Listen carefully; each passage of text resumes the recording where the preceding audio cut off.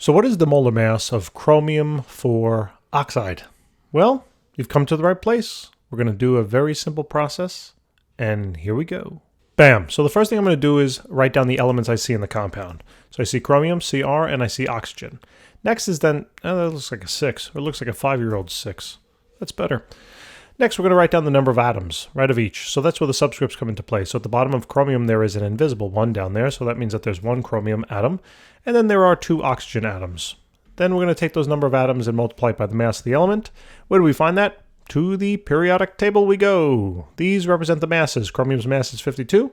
Oxygen is 16. They can either be in grams per mole if you're doing molar mass, or AMU if you're doing molecular mass. Can't speak that fast. So let's write those down, right? So the mass of chromium is 52, and the oxygen is going to be 16. Each oxygen weighs 16, right? Each mole or each atom. The magnitudes are the same, but the units differ. Now to find then the total mass of that particular element, we simply multiply the atoms by the mass, right? So 1 times 52 is hopefully 52. 2 times 16 is going to be 32.